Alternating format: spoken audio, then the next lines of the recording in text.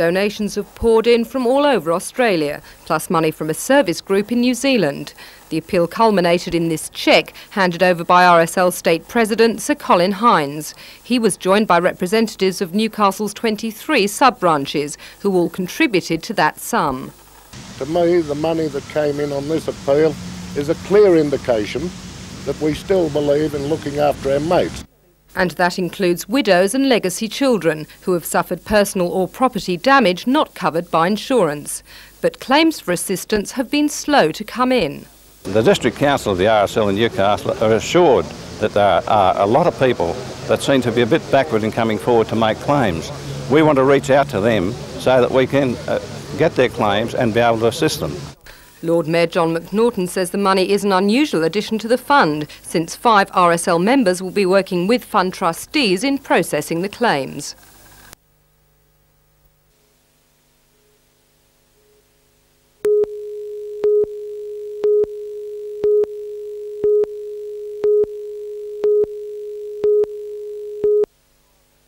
Well, guys, Terence.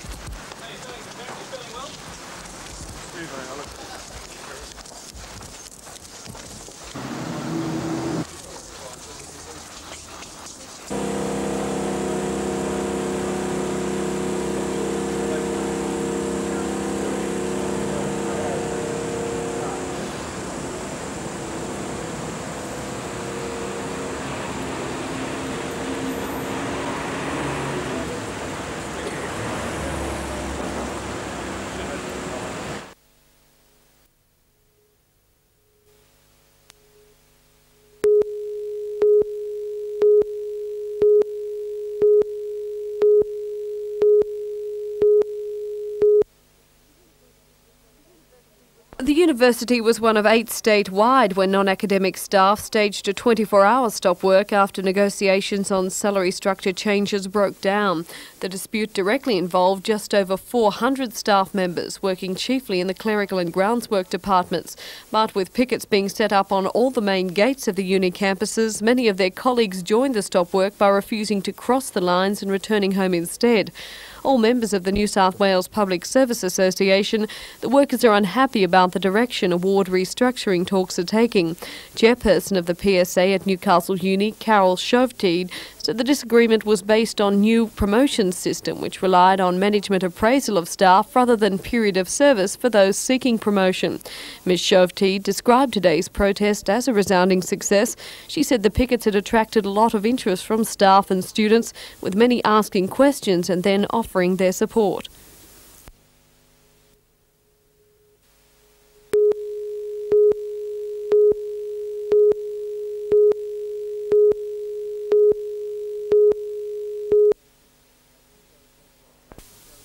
Pasminco's local operations centre around the sulphide plant at Cockle Creek. The company also uses Newcastle Harbour as an export port for zinc mined in Cobar. Pasminco's Managing Director and Chief Executive Officer was the guest of the Newcastle Chamber of Commerce today. In a provocative and wide-ranging speech, Peter Barnett was critical of the growth in government jobs, saying the artificial creation of white-collar jobs did nothing to ease Australia's frightening foreign debt. Does anyone in this audience really believe that young people want routine, lowly paid, artificial jobs in paper shuffling? But Barnett saved his most stinging attack for environmental extremists who advocate negative economic growth as the answer to world pollution. There is irrefutable evidence around the world that poverty and economic stagnation is a major source of environmental degradation. That is why opting for a no-growth, stagnant society would be irresponsible, both in economic and environmental terms. There was also high praise for Newcastle's restructuring process, with Barnett convinced that this region is well placed to lead Australia's export recovery. John Church, NBN News.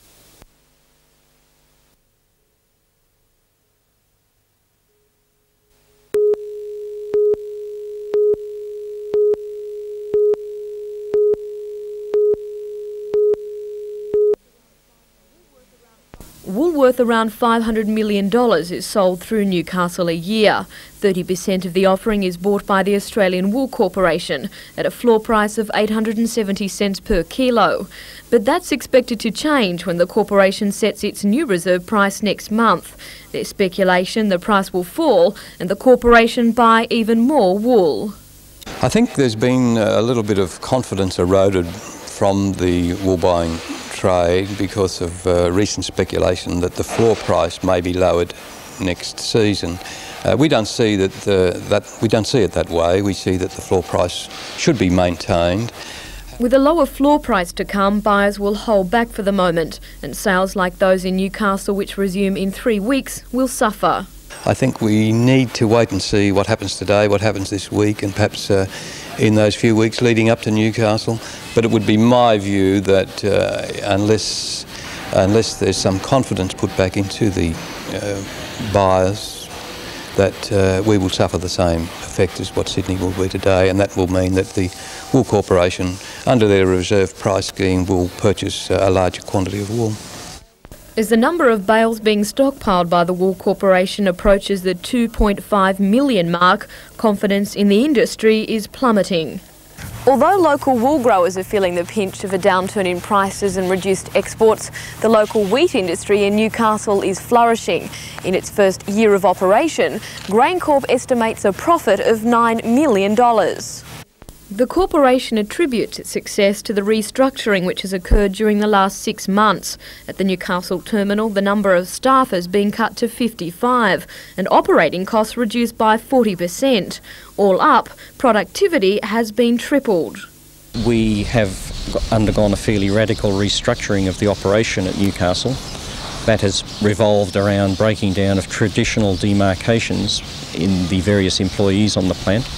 A reduction in plant size, workforce of 91 has been reduced to 55 over a period of 6 months. A year ago, the future of the local terminal was doubtful, with the commissioning of a high-tech works at Port Kembla. But with the release of the latest figures, the future looks much brighter. That commitment, both by management and by the workforce here, has certainly placed this terminal on a secure and viable commercial footing for the foreseeable future.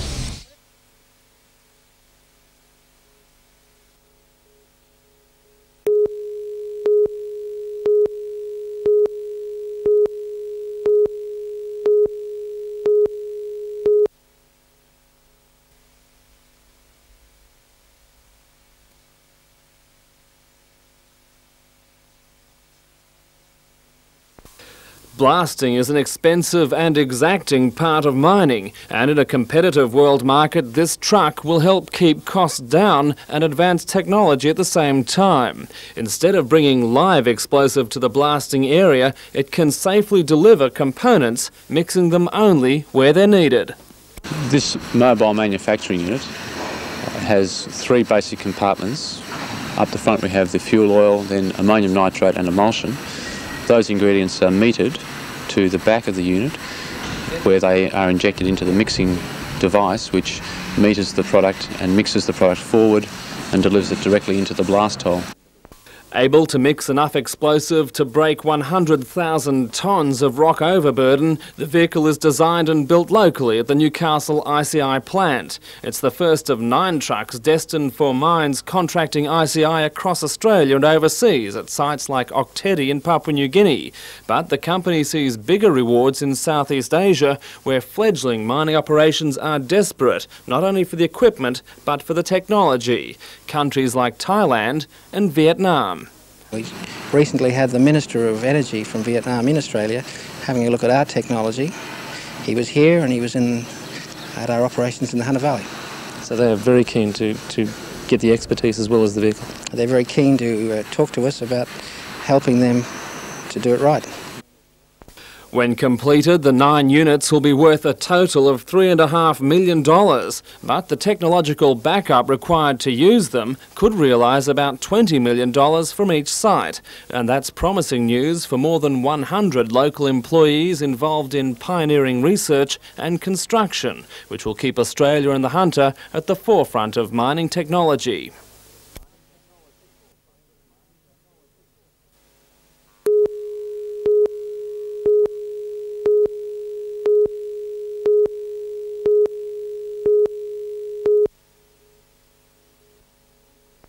Terry Spencer once enjoyed a full life, a happy-go-lucky young man who held down a steady job and travelled often in pursuit of his love for country music. 9 months ago he decided to get his teeth fixed. A local dentist gave him an amalgam filling. 3 days later, Terry had a massive epileptic type fit. For the next 9 weeks he lay in a hospital bed, unable to walk or talk. Doctors diagnosed a form of encephalitis, but spurred by a segment on 60 Minutes, Eileen Spencer was convinced there was more to her son's illness. When he had the filling done and started having the fits and that, I think it's all, the whole lot's with his teeth and the fillings. Now, what response did you get from the doctors when you suggested that perhaps the fillings and the fits were related? Oh, more or less laughed at. Eileen eventually convinced doctors to remove Terry's most recent filling. Within 24 hours, his condition improved dramatically. His epileptic type fits stopped. But his disabilities remained. In desperation, his mother consulted a Melbourne dental surgeon who agreed to replace Terry's remaining amalgam fillings with a composite resin. Unlike some of his colleagues, this dentist, who asks not to be named, believed it's highly likely Terry's condition was brought on by the amalgam fillings. He said one of two things could have happened. An electrical current from the filling has interfered with the nervous system, or Terry has suffered a chronic reaction to mercury. Mercury is used in all amalgam fillings. Some people are hypersensitive. He just seems to be so tired, fatigued now. Oh, Terry. Country music remains a passion, one of the few pleasures left to this young man. Terry can talk now but says little. His memory is poor, he nods off easily, and simple tasks are difficult. Yeah, I said to him, Terry, if you don't do what the doctor says, you'll die, you know. And he says, well, I won't be any different to what I am now. Do you hold fears that other people may be in similar circumstances? Well, yes, I think there's a lot of people getting treated for things that they haven't got. I think it's all, you know, sort of to do with fillings in their tooth. Medical opinion in Australia remains divided on the dangers of amalgam fillings, but elsewhere there's more consensus. In Sweden, their use is being phased out. In Alaska, they're only used with a warning. Leslie Robinson for NBN News.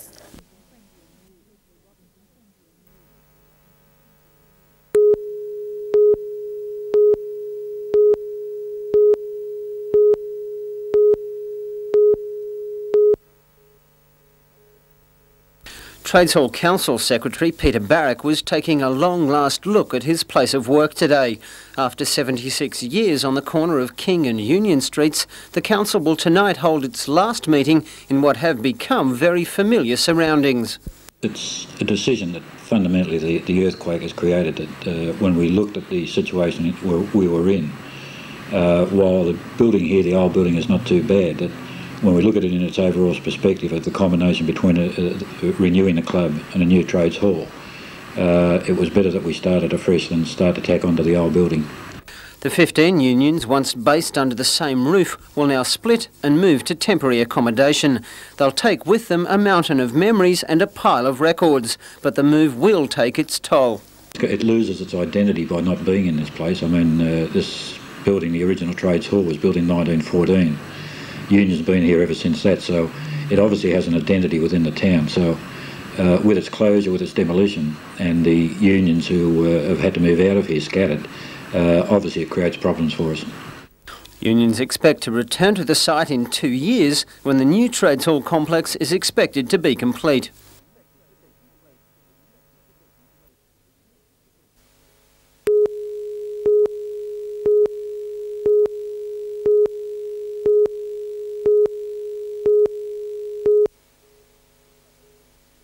Just over 3 years ago, a mild case of panic raced through Newcastle Police Station. A young constable had returned unhappy and unarmed. Someone had just taken his gun. His revolver was stolen from an unmarked car in the Waltons car park. He was on a job down there and it was stolen. There was an internal affairs inquiry and the revolver never turned up. So this morning it's finally showing up. But today the 3-year-old mystery came to a sudden and somewhat muddy ending when a group of council workers on a routine gardening mission here in the Memorial Gardens at Civic Park were digging about 1.5 metres below the surface. Suddenly they struck a hard object. a hard object that eventually turned out to be the missing revolver. I thought it was a wallet to start with, so I ended up that it was, they think, a police gun. And you didn't recognise it straight away? No way. What about when you realised it was a gun? What did you think? I said, what we hit, trouble now. Did it give you a bit of a fright? Oh, yes.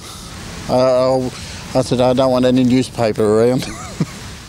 Luckily for us, Warren isn't quite so adverse to television news. His find did send a welcome, if not rather belated, sigh of relief around the Newcastle station. A quick check of the security number by the Physical Evidence Department proved it to be the constable's missing weapon, although some of the mystery still remains. It's got no rounds in it, so they remain a mystery as to what actually happened in the last 2 years, where the revolver's been, whether it's, by the looks of that, it's been underground for most of that time.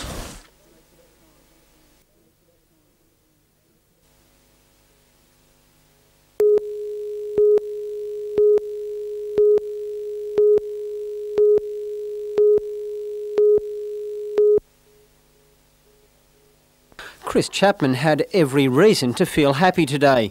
After 3 years of painstaking effort, his plans to extend the Delaney Hotel have finally been given the go-ahead. In fact, at last night's meeting of the Newcastle City Council, it was approved without even being discussed.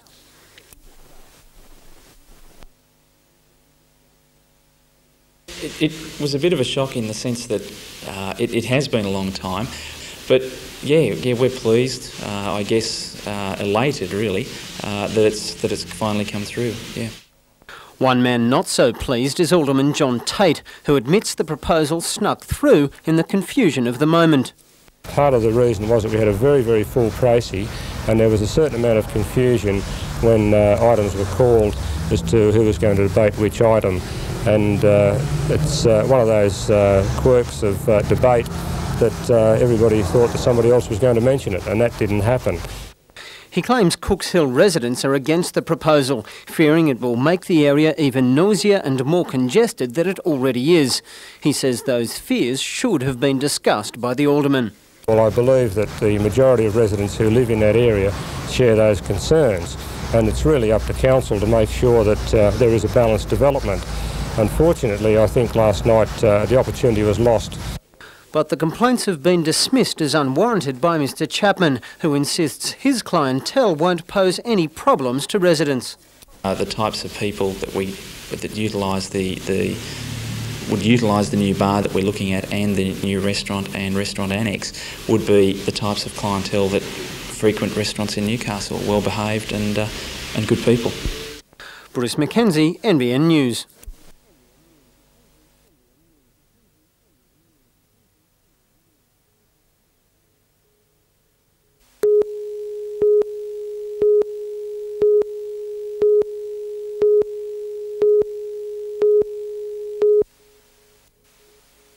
With 16 help centres in the Hunter region, the Salvation Army expects to spend around $2.1 million this year, providing much-needed social welfare.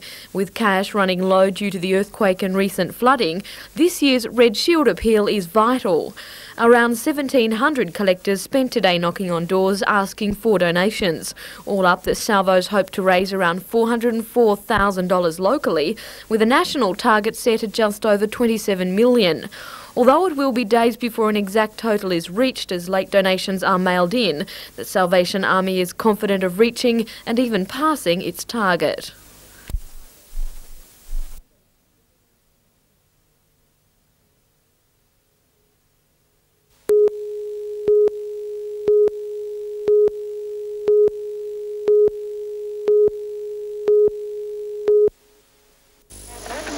It's the world's richest and most prestigious motor race. This year, 33 starters will tackle the 4-kilometre oval, hoping to become the King of Indy. 43-year-old Brazilian Emerson Fittipaldi is race favourite and is attempting back-to-back wins. No driver has done that in 20 years.